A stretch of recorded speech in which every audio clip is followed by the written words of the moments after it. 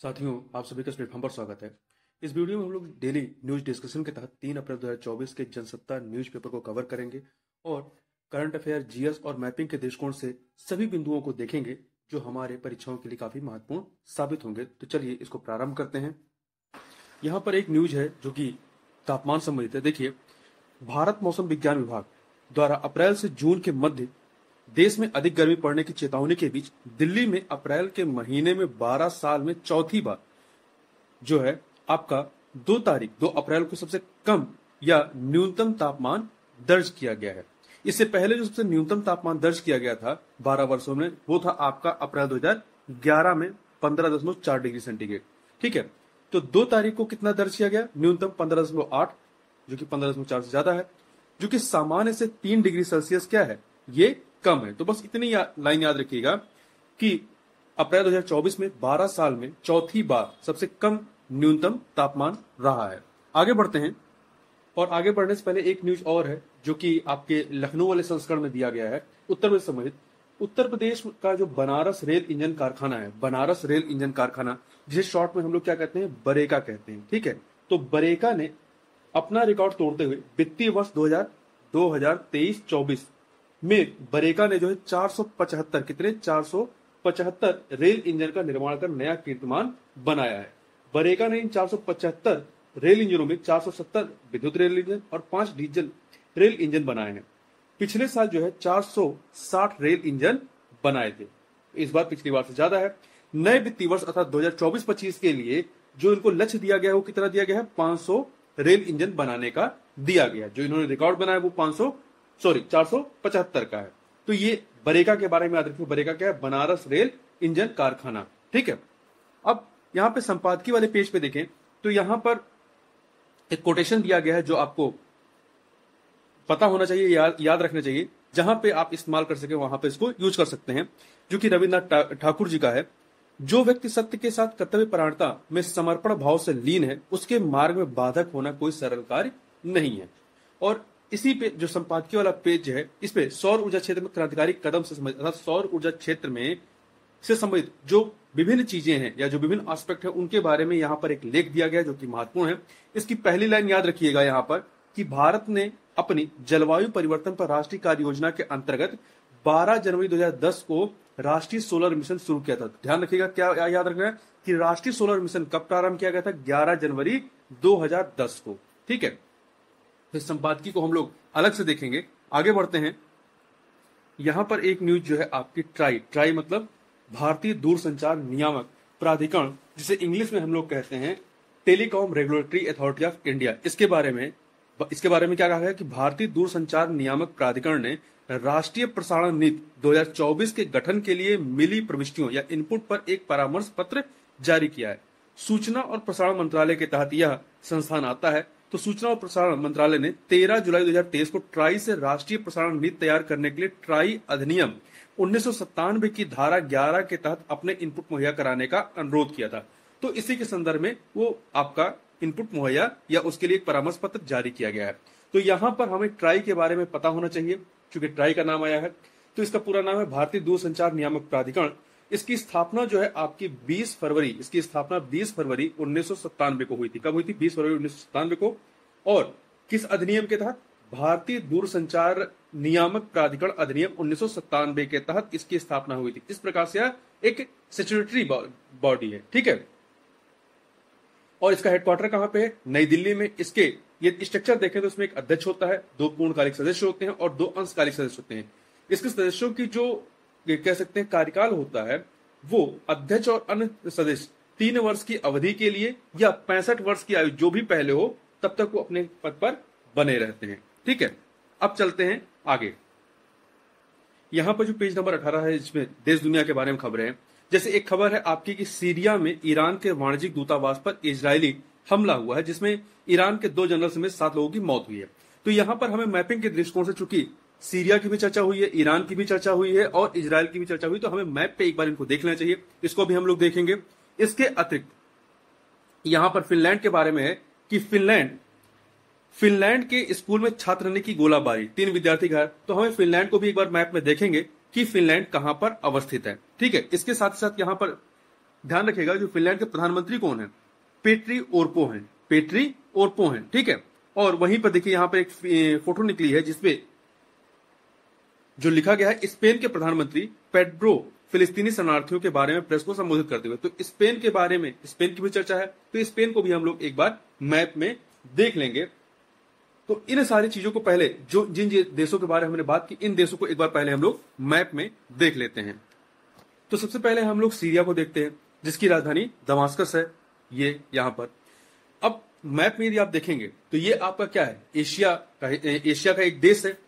इसकी बाउंड्री देखें किससे किससे लगती है, तो इसकी बाउंड्री टर्की से या तुर्की से लगती है, इराक से लगती है, इधर आप देखेंगे जॉर्डन से लगती है, और इधर आपका लेबनान और इजराइल। कितने देश हो गए, कुल 5 देशों से इसकी सीमा साझा होती है। कौन कौन से, तुर्की, इराक, जॉर्डन, इजराइल और लेबनान।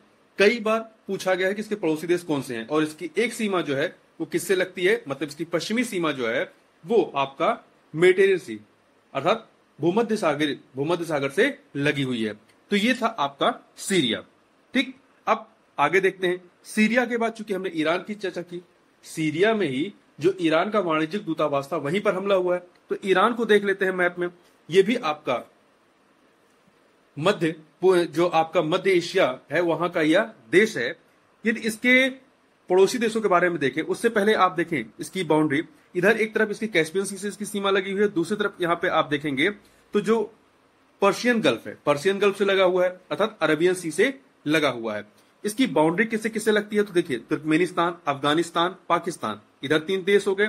इसके अतिरिक्त आप इधर देखेंगे तो इसकी सीमा इराक से लगती है, तुर्की से लगती है, आर्मेनिया से लगती है और अजरबैजान से लगती है। तो इतनी चीजें इसकी याद रखिएगा। इसकी राजधानी क्या है, तेहरान इसकी राजधानी है। बहुत डिटेल में नहीं जा रहे हैं, अभी हम लोग केवल इसको मैपिंग देख रहे हैं कहां पे ये अवस्थित है। अब इसके बाद इजराइल की बात कर लेते हैं। तो इजराइल को यदि हम देखें यहां पर तो देखिए ये भी आपका एशिया का देश है, एशिया का देश सीरिया का पड़ोसी है। तो इसकी सीमा किससे किससे लगी पहले ये देख लेते हैं। तो इसकी सीमा आप देखेंगे, इधर आपका लेबनान है, लेबनान, सीरिया, इधर आपका जॉर्डन है, लेबनान, सीरिया, जॉर्डन, और इधर आपका मिस्र है। और इसकी एक सीमा या कह सकते हैं जो पश्चिमी सीमा है वो कहां लगती है, भूमध्य सागर से लगती है।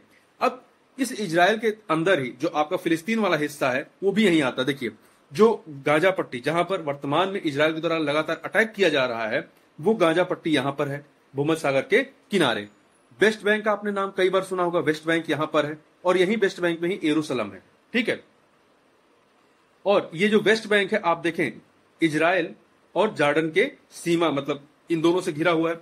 और ये जो आपको ब्लू कलर का दिख रहा है ये है आपकी डेड सी, ठीक है, डेड सी है जो कि आपका कहां पर है, जॉर्डन और इजराइल की सीमा पर है। गोलन हाइट्स का नाम आपने कई बार सुना होगा, गोलन हाइट्स देखिए यहां पर है। ये सीरिया, इजराइल, इधर आपका लेबनान और इधर आपका जॉर्डन, इनके सीमा पर है, ठीक है, गोलन हाइट्स। आगे देखें यहां पर एक मैप आप और देख सकते हैं, ठीक है। आगे चलते हैं, अगला हम लोग अब बात कर लेते हैं, चूंकि उत्तर कोरिया की बात हुई। उत्तर कोरिया की बात क्यों हुई थी, तो देखिए उत्तर कोरिया ने क्या किया, अभी हाल ही में मध्यम दूरी की मिसाइल दागी है अपने पूर्वी तट से, पूर्वी तट के जल क्षेत्र की ओर मध्यम दूरी की बैलिस्टिक मिसाइल का परीक्षण किया। इसलिए आपका दक्षिण कोरिया भी चर्चा में था। तो दक्षिण कोरिया को देखें, यह भी आपका एशिया का देश है। इसकी बाउंड्री देखें चाइना से, इधर आपका रशिया से, इधर दक्षिण कोरिया से लगती है, ठीक है। पेंगोंग इसकी राजधानी है। इसके एक तरफ जापान सी है और दूसरी तरफ एलओसी है, इधर आपका एलओसी है। ये पूरे के ये जो दोनों सी हैं ये आपके प्रशांत महासागर का हिस्सा है। आगे चलते हैं, फिनलैंड की बात कर लेते हैं। फिनलैंड भी चर्चा में आता है क्योंकि फिनलैंड में क्या हुआ, स्कूल में छात्र ने गोलाबारी की थी। तो फिनलैंड को यदि आप देखें तो ये यूरोप का एक देश है, नॉर्डिक कंट्री है। ये नॉर्डिक कंट्री के तहत आता है जिसमें आपका नॉर्वे है, स्वीडन है, फिनलैंड इत्यादि देश आते हैं। तो यहां पर आप देखें इसकी राजधानी हेलेंस्की है। इसकी सीमा जो है आप देखें तो नॉर्वे से, स्वीडन से, इधर ये रशिया है। इन 3 देशों से इसकी सीमा साझा होती है।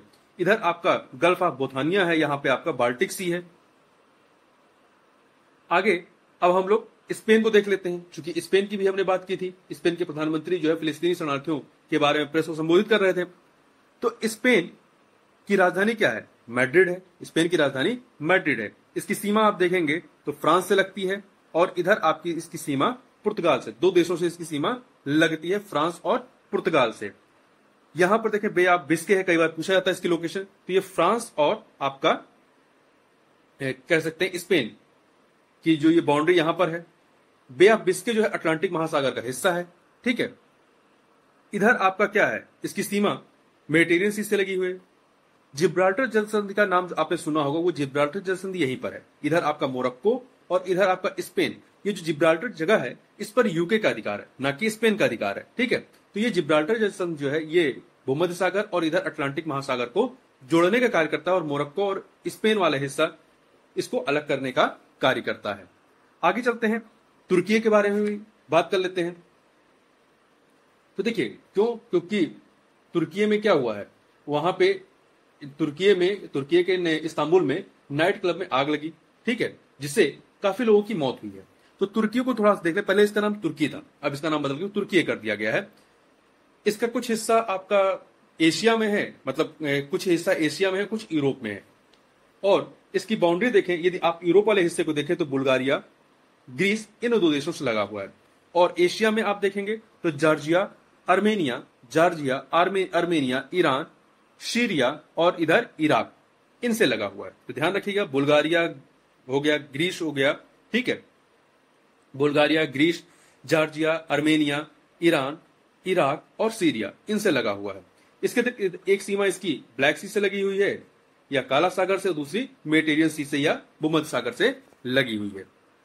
तो ये जितने भी देशों की हमने चर्चा की थी उनको हम लोगों ने एक बार यहां पर मैप में देख लिया। अब आगे बढ़ते हैं। देखिए आप लगातार अल जजीरा जो न्यूज़पेपर है या न्यूज एजेंसी, इसका नाम लगातार सुनते होंगे। अल जजीरा जो है आपका कह सकते हैं कि जो मध्य एशिया वाला हिस्सा है, मध्य पूर्व, वहां का एक प्रमुख न्यूज चैनल है, न्यूज चैनल। और कहां पर ये मतलब किस देश का है, तो ये कतर में, कतर के दोहा में इसका हेडक्वार्टर है और वहीं से ये संचालित होता है, ठीक है। तो इसी अल जजीरा का संचालन, मतलब इजराइल ने ऐसा कहा है कि हम अल जजीरा के संचालन को बंद करेंगे क्योंकि यह एक आतंकवादी चैनल है। तो इतनी चीजें याद रखिएगा। एक और न्यूज निकली थी जो कि इस पेज पर नहीं है, वो लखनऊ वाले संपादकीय में, वो इसमें क्या बताया गया, गायों के संपर्क में आया व्यक्ति बर्ड फ्लू से संक्रमित, ठीक है। तो बर्ड फ्लू के बारे में बात की गई है। तो उसमें बताया गया है कि अमेरिका के टेक्सास में एक व्यक्ति बर्ड फ्लू से संक्रमित पाया गया और अधिकारियों का यह दावा है कि यह व्यक्ति संक्रमित गायों के संपर्क में था। देखिए अगर ऐसा होता तो विश्व स्तर पर किसी स्तनपायी से बर्ड फ्लू के इस प्रकार के संक्रमण का यह पहला ज्ञात मामला है।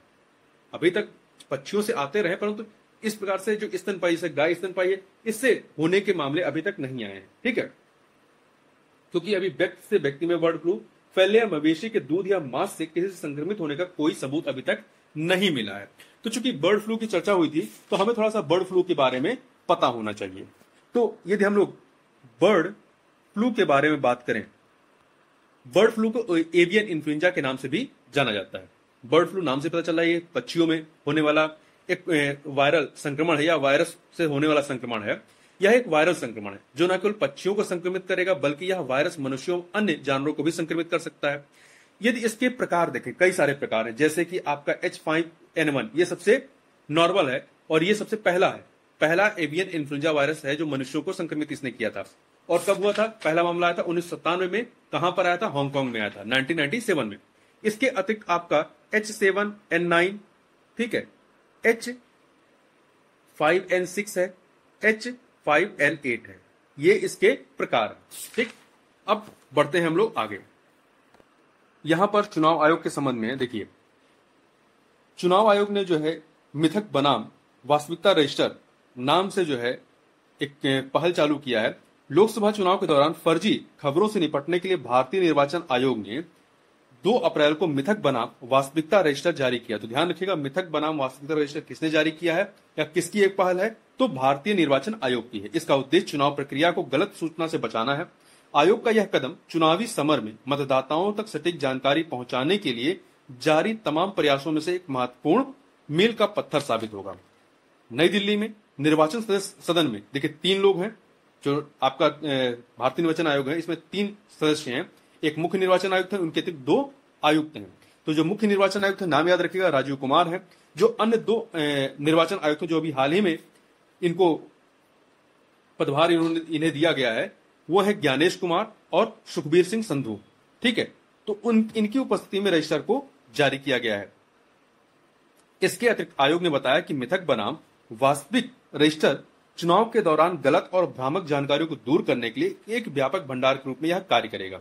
इसे उपयोगकर्ता को ध्यान में रखते हुए तैयार किया गया है। यह इलेक्ट्रॉनिक वोटिंग मशीन, वीवीपैट, मतदाता सूची, मतदाता सेवाओं और चुनावों के संचालन को लेकर मिथकों और गलत सूचनाओं को कवर करेगा। ठीक है, इसके अलावा यह रजिस्टर पहले से सामने आ चुकी चुनाव संबंधी फर्जी जानकारी, सोशल मीडिया मंचों पर प्रसारित होने वाले मिथकों और विभिन्न पक्षों द्वारा अक्सर पूछे जाने वाले महत्वपूर्ण प्रश्नों की सटीक जानकारी उपलब्ध कराएगा। तो इस प्रकार से इस वीडियो में बस इतना ही। मिलते हैं नेक्स्ट वीडियो में। आप अपना फीडबैक अवश्य में कमेंट बॉक्स में दें।